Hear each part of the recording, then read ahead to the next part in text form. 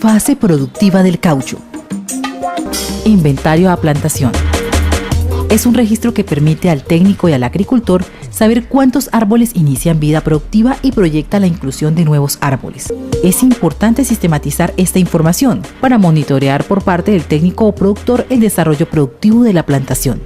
La decisión de iniciar la explotación depende de la cantidad de árboles por hectárea que reúnan los requisitos mínimos. El inicio del trabajo de apertura de panel y sangría debe realizarse por una persona capacitada, ya que este condiciona la vida productiva del árbol, teniendo en cuenta que cualquier mal procedimiento ocasiona daños irreparables para el futuro productivo de la plantación. Apertura del panel. El aprovechamiento del cultivo de caucho requiere de algunas herramientas necesarias para realizar las actividades de apertura de panel y sangría. Estos son los elementos: un punzón, un cordel, una banderola, una regla de 1,20 metros, cuchilla de sangría, una canaleta de zinc, un recipiente para látex y alambre grueso calibre 10-12. División del fuste en tablero de sangría. Una vez identificados los árboles aptos, se procede a dividir el fuste productivo en dos caras iguales, a través de dos líneas generatrices realizadas de manera vertical. Hago otro punto y tengo el primer punto para luego unirlo con una regla. Busco en la parte inferior donde he hecho la otra margen y aquí lo proyecto donde me uno, luego hago el otro punto. Ya quiere decir que tenemos el árbol dividido en dos caras, una cara A y una cara B. Trazado del panel.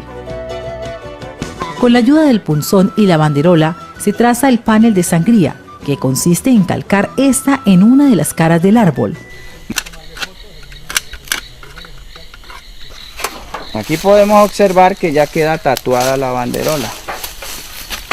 Con la ayuda de la misma banderola lo que hacemos es unir los puntos que marcamos y hacemos lo mismo hasta tatuar todos los puntos.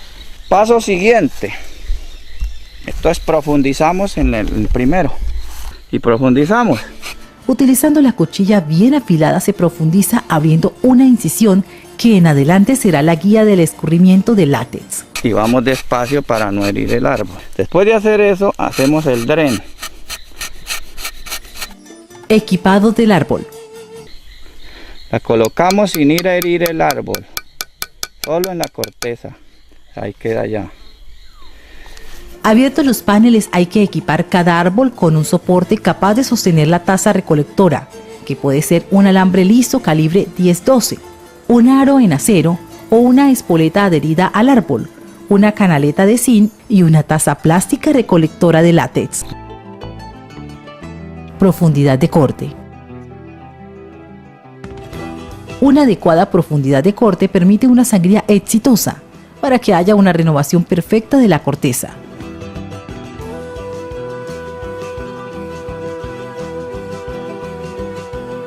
Se debe evitar que ocurran cortes en el cambium. La sangría debe llegar a 1,5 milímetros de leño.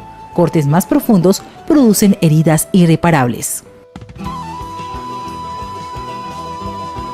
Sangría. La sangría consiste en remover la corteza de la incisión demarcada en el panel de sangría, la cual se repite a lo largo del año, con una frecuencia que hace parte de las características del sistema de sangría. Una vez se inicia el proceso de sangría en una plantación de caucho, lo recomendable es no suspender y mantener la frecuencia establecida para acostumbrar el árbol a la producción y estabilización de látex. Horario de sangría. La sangría debe iniciarse en las horas de la mañana, preferiblemente antes de la salida del sol, cuando las plantas han estado en proceso de respiración y no han iniciado la fotosíntesis. Frecuencia de sangría. La frecuencia es el intervalo entre dos sangrías que permite un periodo de descanso del árbol para realizar la síntesis de látex y se indica en días así. D2. Es la frecuencia donde se raya el árbol día de por medio, realizando al año un promedio de 145 sangrías por año. D3. Determina un día de sangría y 2 días de descanso del árbol. D4.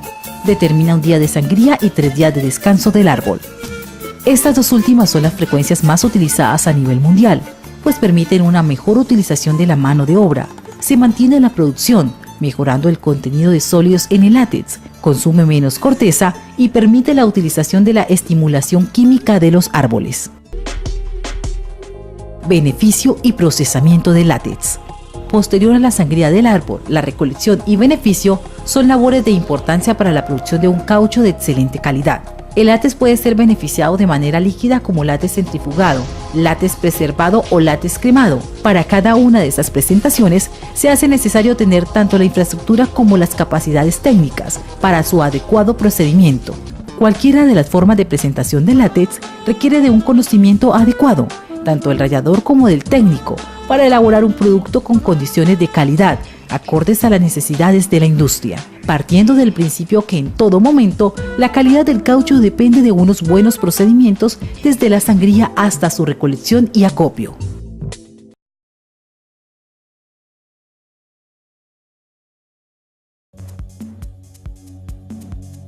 El neumático es un ensamblaje complejo de muchos componentes y de una gran cantidad de materias primas. La composición de la goma varía en un mismo neumático. Cada mezcla de goma es elegida cuidadosamente para responder a las exigencias en cuanto a flexibilidad, resistencia, adherencia. También se utiliza una gran cantidad de cables metálicos y sintéticos. La fabricación se efectúa sobre el tambor, un cilindro rotativo con una parte central flexible que permite aproximar los extremos. Luego veremos por qué. El primer elemento aplicado sobre él es una lámina de caucho sintético impermeable al aire. Esta capa reemplaza la cámara de aire en los neumáticos actuales. En la etapa siguiente se añade una lona de cables textiles colocados entre dos capas de goma. Esta red de cables forma una armadura radial alrededor del neumático. Es la carcasa radial. Apoyados en bandas de goma perfilada se colocan dos aros de cables metálicos de alta resistencia que mantendrán con firmeza el neumático sobre la llanta. La lona carcasa envuelve los aros para asegurar que quedan perfectamente sujetos. Con la misma precisión se añaden otros elementos.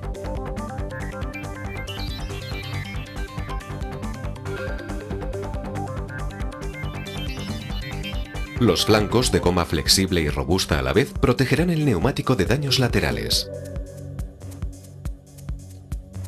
Se da entonces forma al neumático inflando la parte central del tambor.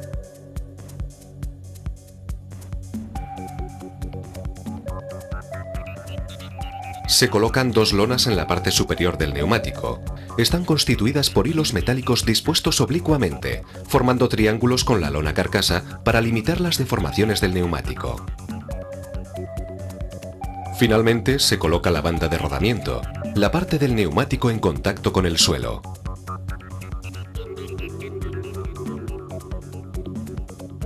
El neumático crudo se introduce en un molde de cocción que lleva todos los futuros marcajes y dibujos.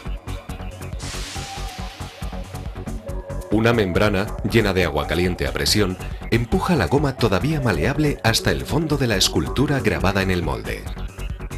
Gracias al calor del agua y del vapor que circulan por el molde, comienza la cocción. La subida de temperatura provoca la vulcanización del caucho. El azufre incorporado a las mezclas de gomas forma uniones entre las cadenas de polímeros. Así el caucho pasa del estado plástico al estado elástico. Al salir del molde, el neumático adquiere su forma y sus propiedades definitivas.